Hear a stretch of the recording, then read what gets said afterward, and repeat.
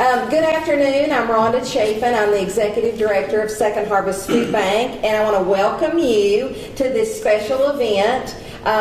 It's always exciting when we have a press conference to announce a wonderful partnership, a wonderful gift, and we have that today.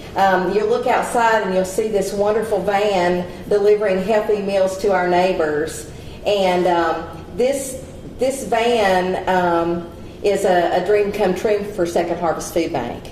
It is in so many ways, and we'll talk about that in just a moment, why the van, and then why the other investment with our partner. But over the years, we've had a wonderful, long-term relationship with East Tennessee Foundation. They've supported us in many ways in several of our counties through our programs like the backpack program for children and other programs and other funds. And East Tennessee Foundation has a long-time commitment to our community here in Northeast Tennessee, and many of our individuals have made an investment in the foundation. And so we want to thank you for that. But we have just a wonderful opportunity to have our guest, Keith Barber, President and CEO of East Tennessee Foundation, Angela Nordstrom, Vice President of Advancement for the East Tennessee Foundation, and Dara Worrell, she's the Senior Director of Regional Advancement at East Tennessee Foundation. And they're with us today to make a big announcement. And I'm not going to talk about that announcement. I'm going to let you do that in just a few minutes, Keith. And then we'll come back up and we'll answer questions. Why the van and the investment from East Tennessee Foundation, if you'd like, Keith. So come on up and just thank you. Thank you, Rhonda, and glad to be here, everybody. We really appreciate the humble opportunity to be here. And as Rhonda noted, the proceeds or grant that we supported you all with this time though, went to I guess purchase and outfit the van.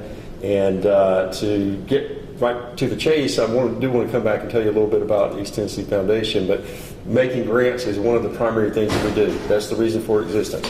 We do three things, and we try to do each of those well. We receive donations from entities, being individuals, corporations, other foundations from around the world, and we did that no more glaringly than we did that during the hurricane relief efforts that we've had in the past number of months since the lien came through, and we did see gifts from around the world, but we do that every day. And so we received those donations, and as a federally Internal Revenue Service recognized 501c3 nonprofit entity, we can give out donation status to those individuals and entities who make those gifts. So we do that. We take those gifts and we steward them in the marketplace. We invest them so that they gain interest in funds, and if you have an endowment with us, then we give you part of that endowment growth back every year so that the organization, the nonprofit, can do with it what it wants. If it's not endowed, then we can give all of those funds back. But I would note on that regard that the funds that come in they do stay with us for the investment period of time, but then we give them back out. But how they get here is another, as I just spoke about, they come from around the world. But as we steward those and then we give them back away, that's really what we're here today for, because we've given $100,000 to Second Harvest Food Bank of Northeast Tennessee, and we'd love to what we see out there and seeing our logo on as a partner in hunger relief, because what we do is not for us. It's not for Dara or Angela or me or any of our colleagues, but it's for the community, right? And I know that's exactly what you all do too. You don't do it for yourselves. You don't do it for self-gratification or self-glorification. You do it to help impact others. And as hunger being one of our most basic human needs, obviously if you think about Maslow's hierarchy of needs, that's right there at the bottom of the pyramid. That is the foundation for everything else. So what you do every day inspires us and it motivates us to take our uniqueness in this nonprofit world and apply it back to you, who actually do the good work. We think we do really cool stuff, but it's you all who do the really good work, and we thank you for that. So we wouldn't be there would not be a need for us if it weren't for you. And so we thank you all for doing that every day, supplying food, supplying backpacks, whatever form it might take, Rhonda, to get those funds transferred into product. Sometimes a van with 4 wheels, sometimes a can of food, I guess, right? And to get that back out into your communities. And the 8 counties that you all represent certainly overlap with the 25 that we serve. And we take that very seriously, but being able to know the history that we have with Second Harvest Food Bank in Northeast Tennessee, and to say that there is a relationship there, makes it really easy for us to be able to grant back out to you all. So thank you for what you're doing. Thank you for applying for us, and we're honored and humbled to be just representatives of our colleagues and the many donors who contributed during the neighbor-to-neighbor hurricane relief efforts so that we can get back out to you today. So thank you.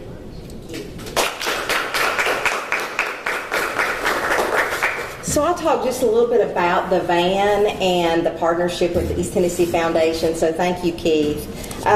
We were so excited that we had the opportunity to apply for this funding, and we thank our team, especially Tara. We thank you for helping us get that grant together. As you all know, we were hit very hard in this area, in this region, with Hurricane Helene. We had 6 designated counties that were designated as disaster relief counties, and we've been working very hard over the past several months since that hurricane hit. But one of the things that we found that was most challenging for our programs team, and they worked very hard, is they did not have the right vehicle, I'll get it out in a minute, vehicle, or they didn't have enough food resources to be able to continue that long-term recovery that we wanted to achieve. And so this vehicle will help us get into those really remote rural areas, like Bumpus Cove is one of the areas that we've really focused on, areas up in Johnson County, like some of those areas that border North Carolina, like Trade, and those communities that really need food. And also our team's been going out to all these long-term recovery meetings, and they may need 50 boxes, 100 boxes for a family, and this van is going to make it possible to be able to put that food in, take it to those small remote areas, and provide food for that long-term recovery and relief effort. And what it means is when we finish, because we will finish and people will get stabilized, then we'll be able to utilize this van for other things, like our children's feeding program, where we provide summer meals and after-school meals, and it'll be an expansion of that program. So we'll be able to utilize the resources from the disaster and take it on to help families and children in need. So we're just so grateful that the proceeds from this grant from the East Tennessee Foundation have gone into purchasing the van and disaster food to fill the van, and we'll be able to help families for several months going forward. So we thank you so much, and we'll take any questions if you'd like, gentlemen.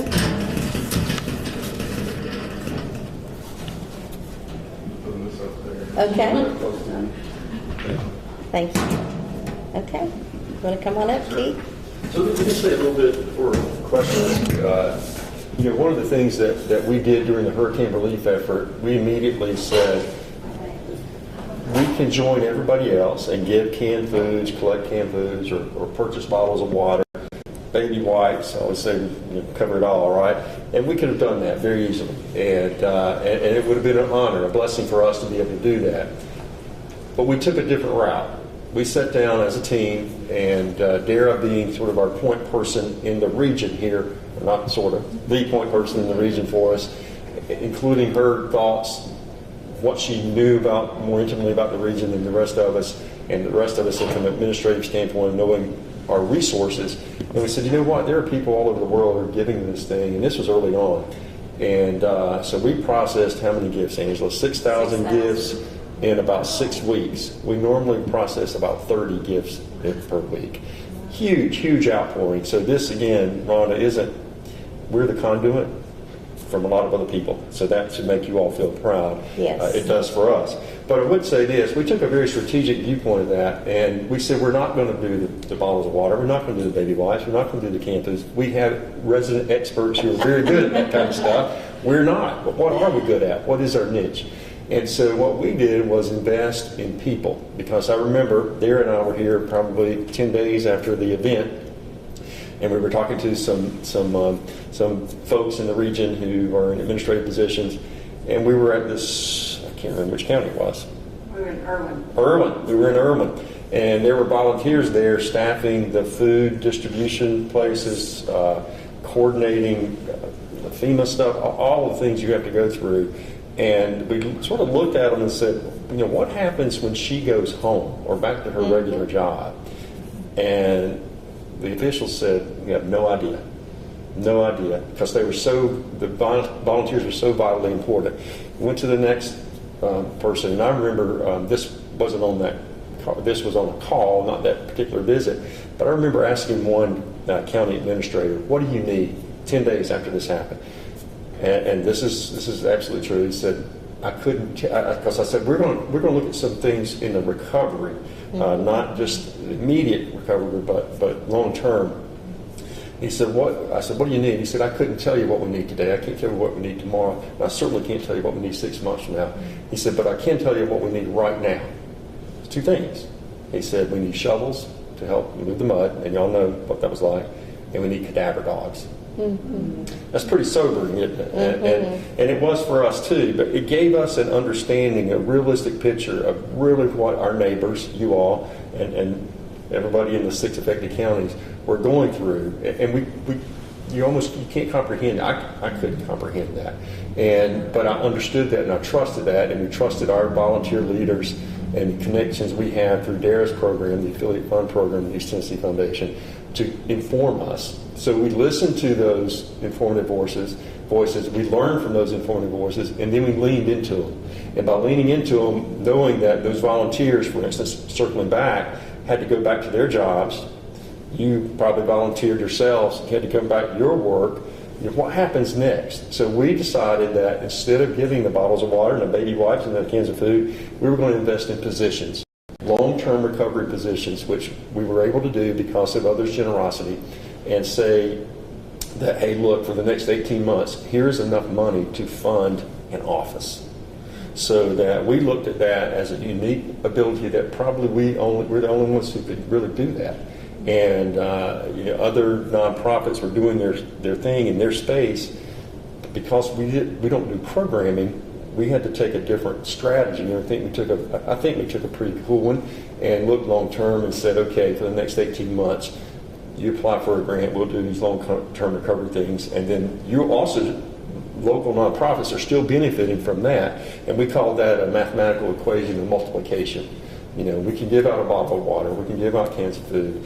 There is absolutely honor and privilege in doing that, and we love y'all for doing that, but we're not in a position to do it. So we looked at it as if we could give funding like the $100,000 to you all, you take that and you multiply that into the community so that there's a multiplication effect, reaches far beyond what either of us could do independently. So that was our goal. We hope we've accomplished that. This is an example of that, but in those positions are great examples of it. So we hope that keeps on giving, because we understand that in the 1-year anniversary, not everything's going to be back to normal. We've been on tour this morning with an agricultural relief effort, and just seeing some of the damage that is still on the Nolichucky, that is still there. I mean, the impacts, and it's not impacts just in the debris, it's impacts because some of their livelihood is gone. The soil's gone, the trees are missing. So and what's there is really a start over. So what you all are doing is not just helping, I think, not just with the hand delivery of sustainable items to live, but it's giving them an emotional and a mental support too. And I think we would be amiss if we didn't think about that kind of impact, and that's to us very important as well. So, long-winded essay into any questions, but I thought that might be a little better description of how we're going about this thing. So it's not just a willy-nilly, let's throw a dart against the board, but rather it's a strategic move to hopefully help our neighbors. So. Keith, one thing that you said that I think is really key here, you invested in the experts that do this work, and we're the experts when it comes to disaster relief or hunger relief. And during the disaster, the very next day, we were mobilized. We were down at the disaster sites. We were at the command post providing food, and we did that as a result of our training and our agreement with Feeding America and with the community here, that we were experts in our role, and that's providing food assistance. And it could be non-food, cleaning supplies, things like that. We have the facility to be able to do that long term, but also we have the staffing and trucks to be able to do that. Now we have a small van to be able to go into those small areas. Awesome. But truly it's been an investment in the foundation for our work, and so we're just so grateful. And so thank you for that.